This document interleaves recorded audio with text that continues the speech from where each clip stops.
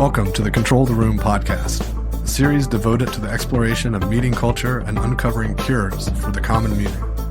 Some meetings have tight control, and others are loose. To control the room means achieving outcomes while striking a balance between imposing and removing structure, asserting and distributing power, leaning in and leaning out, all in the service of having a truly magical meeting. Thanks for listening. If you'd like to join us live for a session sometime, you can join our weekly Control the Room Facilitation Lab. It's a free event to meet fellow facilitators and explore new techniques, so you can apply the things you learn in the podcast in real time with other facilitators. Sign up today at voltagecontrol.com/facilitation-lab. If you'd like to learn more about my new book, Magical Meetings, you can download the Magical Meetings Quick Start Guide, a free PDF reference with some of the most important pieces of advice from the book. Download a copy today at voltagecontrol.com/magical-meetings-quick-guide. Today, I'm with Yasmine Morrison at Florida Funders, where she invests in early stage startups. She's also a teaching fellow at Harvard. Welcome to the show, Yasmine. Hi, thank you for having me. Of course.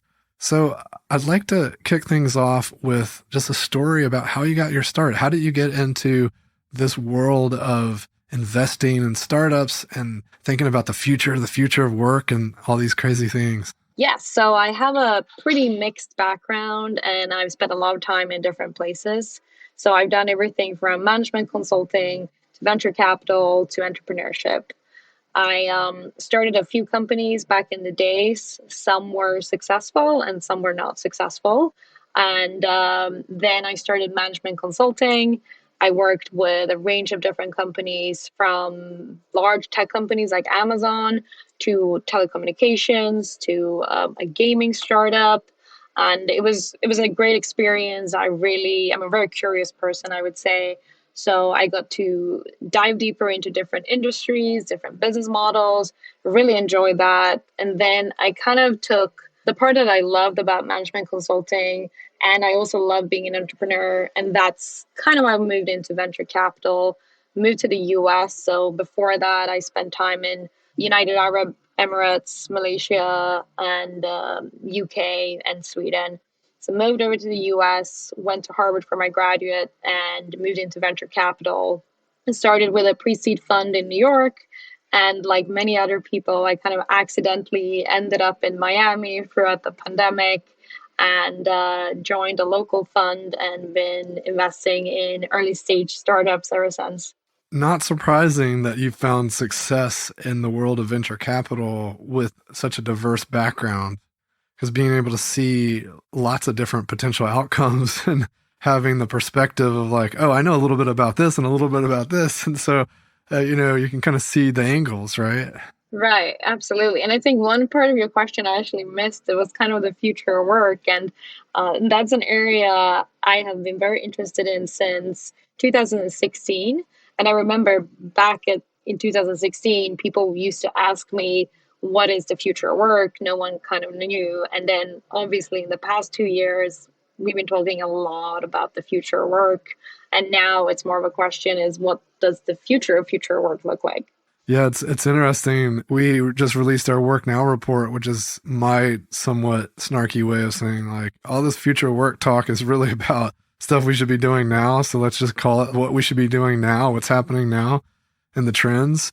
And I love that you're framing at this kind of view further out in the future, which makes sense from an investment thesis standpoint, right? Like if we're going to look at investments that are going to be informed based on how people work, and we want to help companies that are helping people work better together or are going to be more successful because they are aware of these trends, and then we can make smarter investments. Am I getting the right read on that? Yeah, no, definitely. It's a lot about, being an investor to look into the future. And would definitely say I'm a very futuristic person. I did one of those personality tests. I forget which one, but it was like super strong on like your biggest skill is being futuristic. So it's definitely a big part of who I am and an important thing about being an investor. But then I think there's also that if you look too far in the future, then you're actually wrong.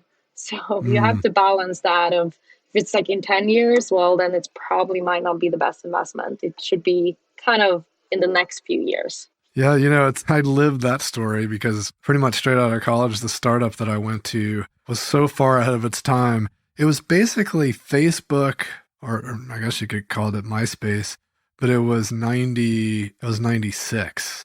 And so it wasn't like they were just starting. They already had the product, and they were in market with this thing that was, for any old timers listening, it was actually written in Flash.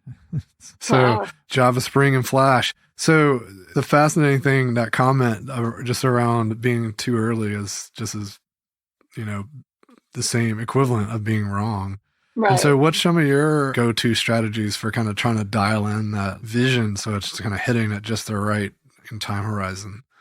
Right. So one thing to add there too, one of my startups that I had, and one of them that unfortunately failed, was actually, I would say we were a little bit too early.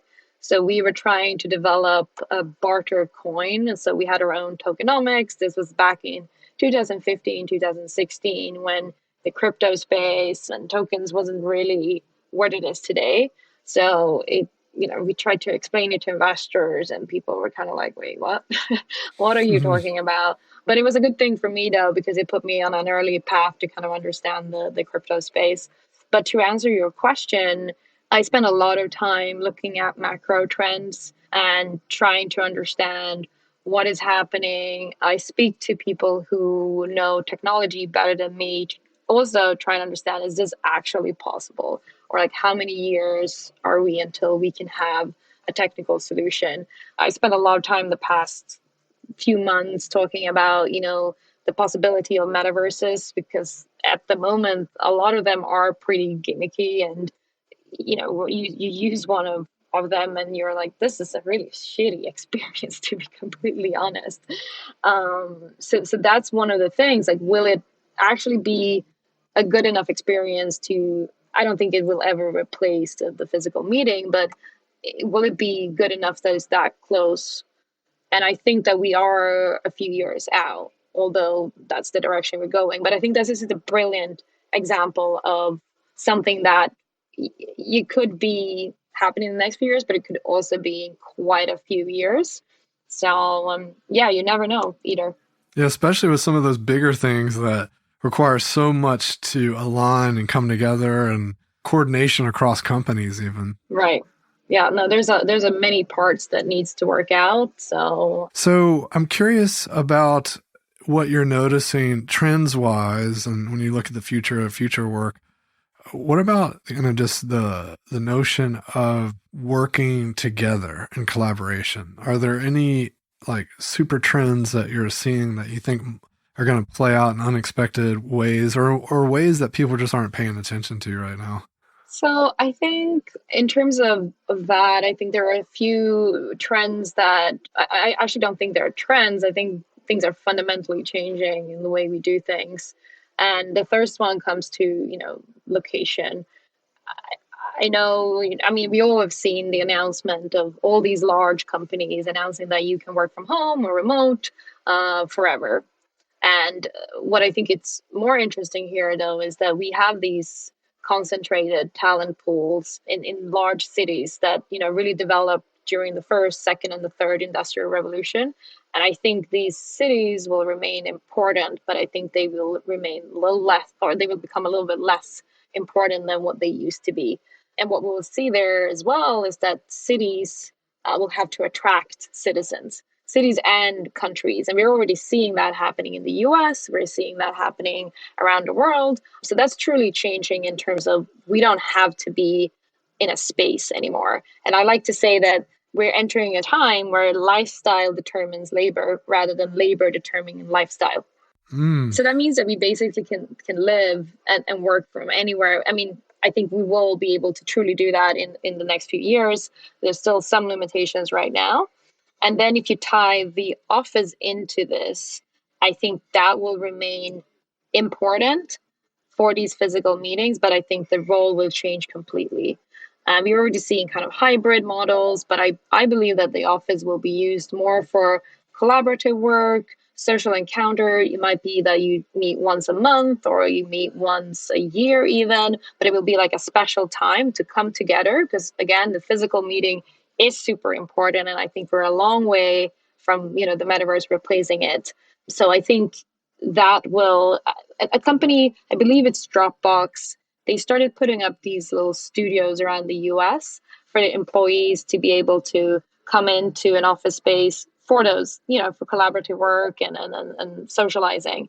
And I think we're going to see more of that, more importance of co-working spaces as well, because you can gather people when it suits them. Yeah, it makes me think a bit about what I really lean in on the word that you mentioned, which was special. And I think one of the issues that I notice with a lot of people's hybrid plans are they're back to work, or I really hate that back to work. Yeah, right. Because just conceptually, like it's like we haven't been working this whole time. It's like I'm pretty sure we've been working pretty hard.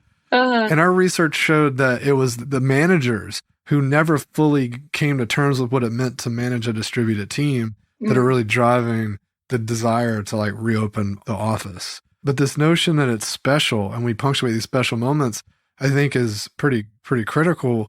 And often you see folks really wanting to find a cadence, like how many days a week are we going to be in the office, or how many days a month? And it's like, why don't we just have it there when we have a special need and we use it when we need it versus it's like the whole hammer looking for a nail. It's like, we got this office, so when do we need it? When do we need it? It's like, why don't we just let it emerge and know it'll be there when we need it? Right. So all that being said, I want to come back to something else. You were talking about the kind of attracting talent in the cities, and something you mentioned in the pre-show chat was this notion of global citizens. And I'd like to unpack that a little more because it's a fascinating concept that I doubt a lot of people are thinking about. Yeah, definitely. And I think when it comes down to obviously what's happened in the past few years and technology, that we have the ability to, first of all, technology allows us to work from anywhere. And as well, now the perception of like the office is changing. So that is also, changing the way we look at it. But another thing that I think it's even more interesting is that I think in the next few years, and what we're seeing in these kind of Web3 companies too, is that people don't have to, live in the Valley, have attended Stanford. It doesn't matter as much anymore. And I think that's where this kind of global citizen comes in. It could be anyone who, with any type of background that can participate. And again, I think we are a few years out, but we're already seeing this coming back to Web3 again. We have, it's super interesting. There's a lot of company in the Web3 space that are, competitors. And you have one company that, for example, raised a bunch of venture capital in the US a lot of the time. They have this kind of pedigree of, they went to these Ivy League schools, they've been in the Valley or somewhere, another one of those like kind of clustered ecosystems. But then you have the competitor who could be some people that started it from India, who didn't go to an Ivy League school, who doesn't have that network, but they are still competing and they're bootstrapped with this other player. And I think we're going to see much more of that. And that's really coming back to that global citizen. That's really what it's all about. It doesn't matter as much. I mean, network is always going to be important, but I think it's going to matter less in the future. Yeah, it's interesting, this notion of where startups come from and, what is that source of origin? Because there's that classic story of someone attending Stanford, and then there's this network and, Sand Hill Road and access to all that ecosystem that's happening. And we've definitely seen it spread out into other communities and ecosystems where, startups are getting founded in Miami and Raleigh, North Carolina, and Austin and all these other places. Right. And I've even noticed during the pandemic, I've noticed a lot more companies are coming out of Europe even and establishing dominance in the market for different use cases, which, every now and then that'd be a European company that would be a player, but not the dominant player. And It's like, it feels like the playing field is leveling a little bit. Absolutely. And I think that's truly what is happening, and we're going to see more and more of in the next few years. And have you noticed with this kind of global workforce or the global citizen, Are companies finding it easy to hire employees across multiple companies? Is that a challenge young startups have as far as, managing payroll across different companies? Is that something you've seen in your portfolio companies? Do they have solutions for those kinds of things, or is that an unsolved problem right now?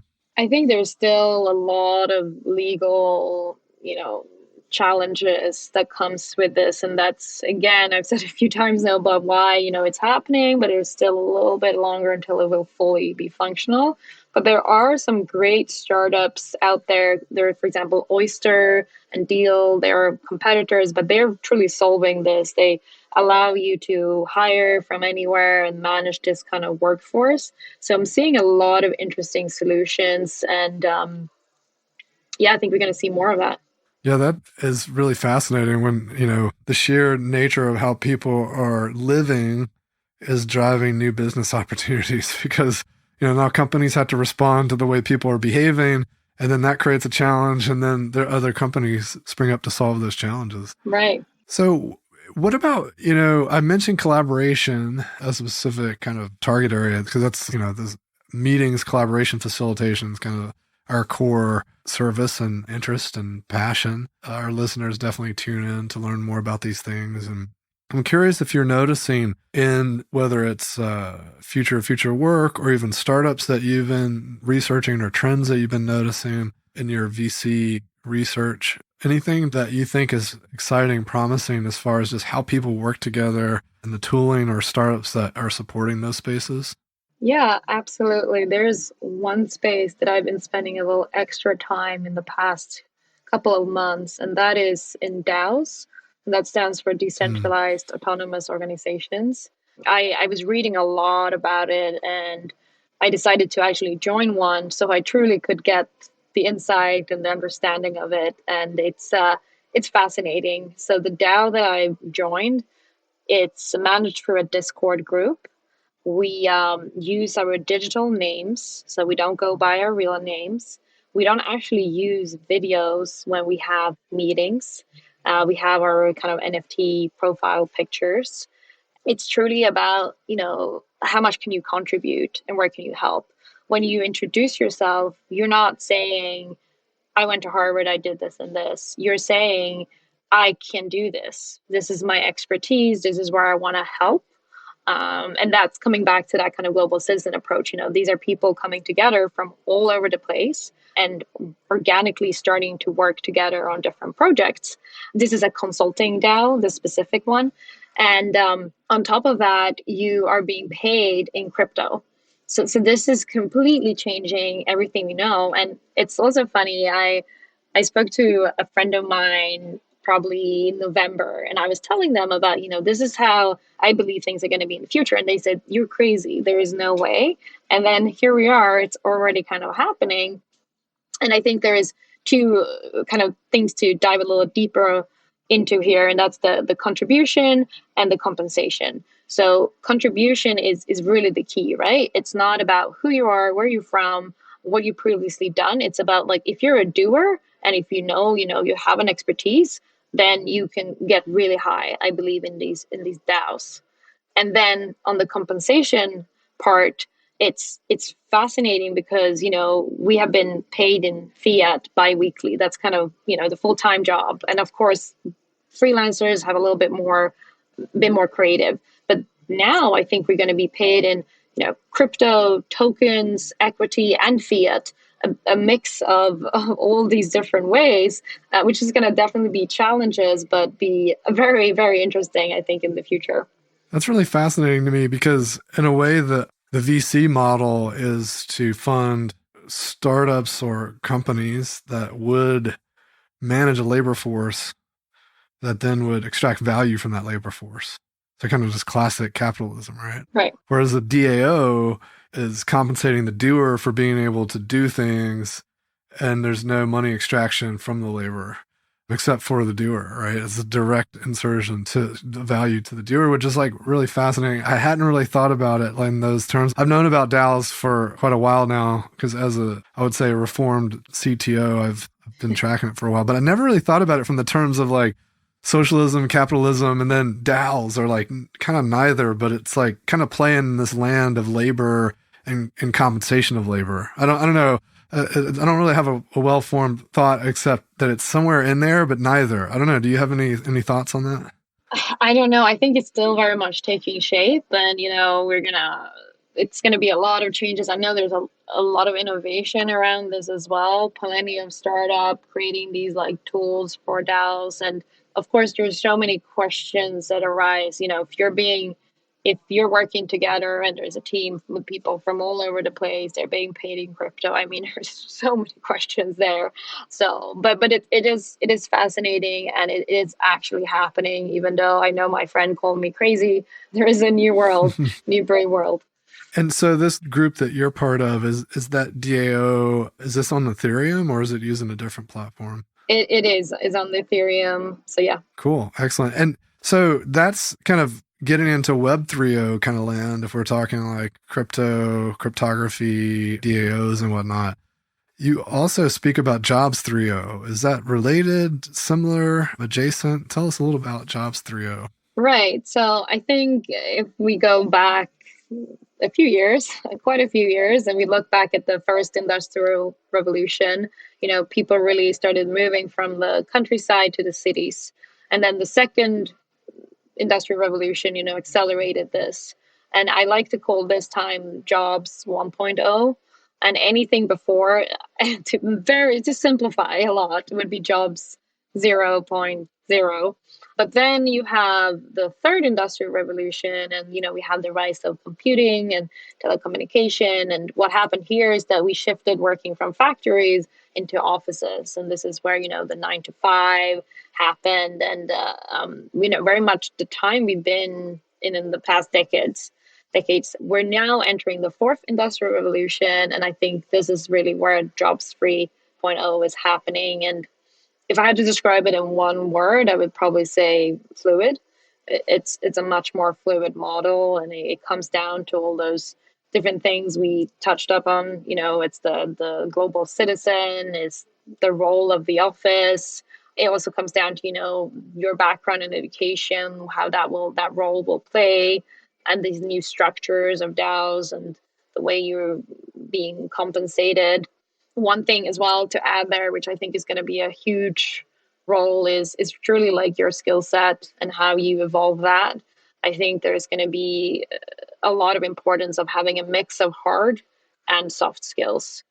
So, as we know, you have to, regardless of what kind of job you have, you need to have some sort of technical skills. And I mean, I'm personally doesn't come from a technical background, but I do realize that there are certain ways that I can upskill in terms of being more technical, and I need to focus on that.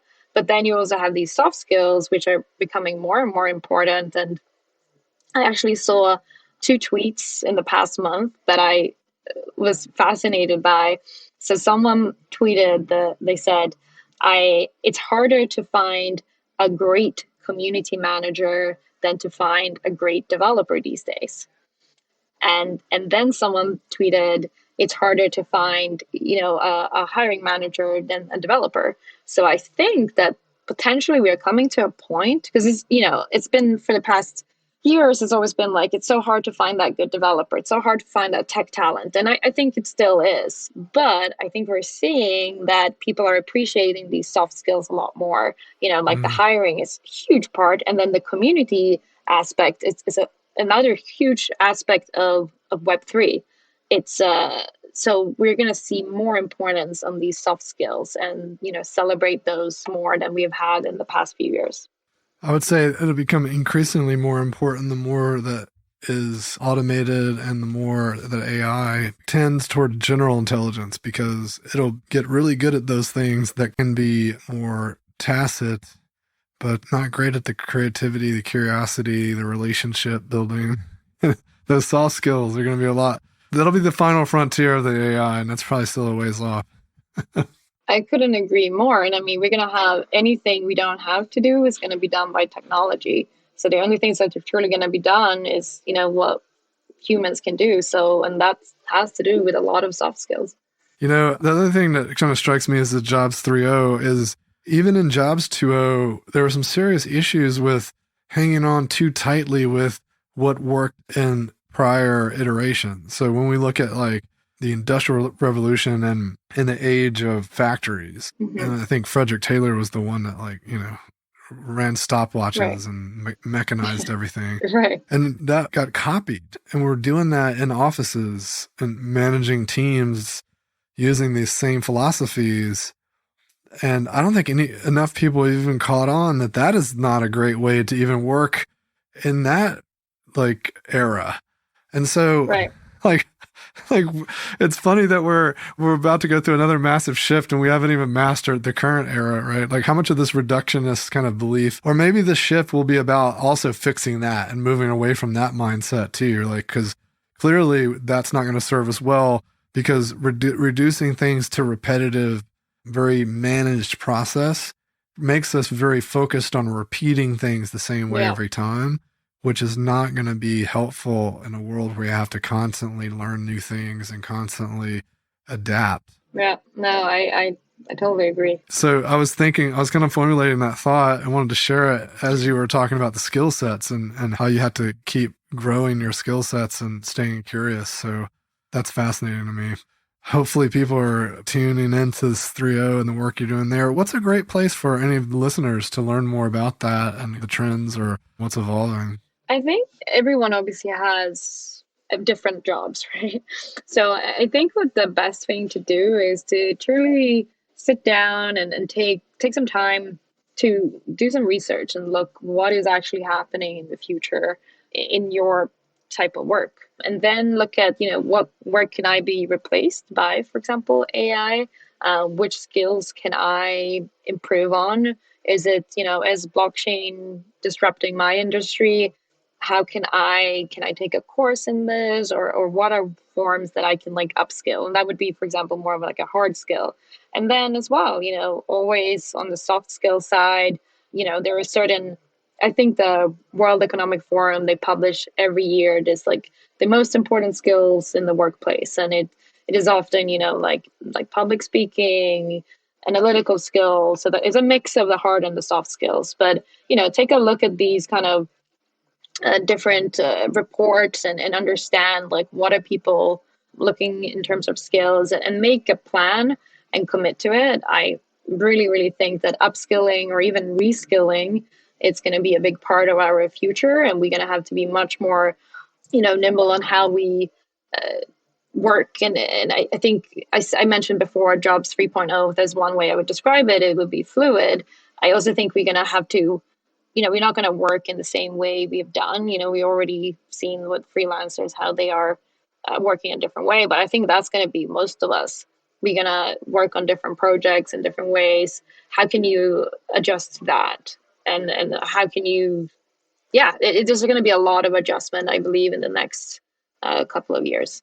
If you were to say that there was one soft skill, it's going to be the most important, and this is probably a hard one to answer, but if you had to pick one, what do you think it would be? I mean, I want to say emotional intelligence, but I mean, that's like the unfortunate part is that it's almost like some people are born with that, and some people are born with like super analytical skills, right? So it's like it's not an easy one to train. I guess it might be unfair to some people, but I do think that is really helpful. The thing I've found there is for folks that don't find it as natural, a coach can be really powerful. Because taking the time to unpack the moments with someone can sometimes train that ability then to recognize, even if it's not instantaneous, it might still come to you, which is better than never. Right. And I think that's very true. And I think EQ it's a very powerful skill to have, because you can kind of understand sometimes before others, but what people are truly trying to say, and understand situations in a different way. But it's the same thing. If you're not very analytical, there are ways you can improve that. But it seems that there are people who obviously are better at certain things. But I think everyone has the possibility to improve their skills. Absolutely. Well, as we kind of draw to a close here, I'm kind of curious to hear your thoughts on, as this stuff unfolds and when we look really far out, because you were talking about the future work, like what becomes possible? Because it almost even sounds like boundaries start to blur. And I get kind of curious about what are the second and third order effects of some of these changes you're talking about. So I don't know, have you thought much about like, what does the world look like after Jobs 3.0 is like kind of, we've all transitioned there, and what is life like then? Yeah, no, and I definitely think boundaries and borders between countries are going to look very different. And I find that very fascinating, and I've been studying that for some time, trying to kind of find an answer to it. I don't know exactly how it would look like, but I think in terms of looking from like a job perspective, we're going to have a lot more flexibility, a lot more freedom to live and work in ways that are suited to us. And this is, being enabled by technology, changes in behavior and how we look at different things. So I think it's a very exciting time to be alive.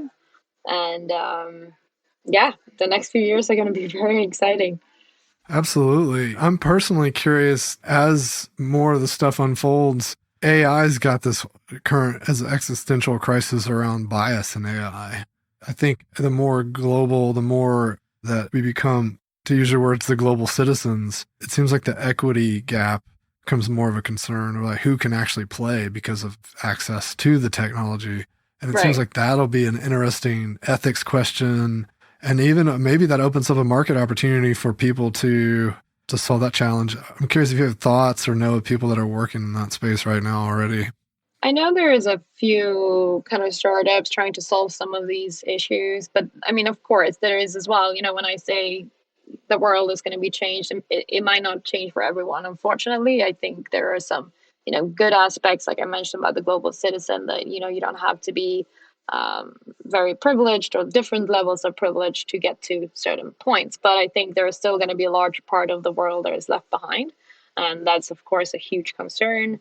And yeah, there is definitely a few players working on that. And I think we're going to hopefully see more initiatives to truly remove that digital divide that exists in the world. That to me seems like an interesting thing to ponder from this aspect of those that are thinking about this work and how to shape it, because it's we have a lot more power to do so now when it's early versus when we get there and we go, oh, how do we solve this problem?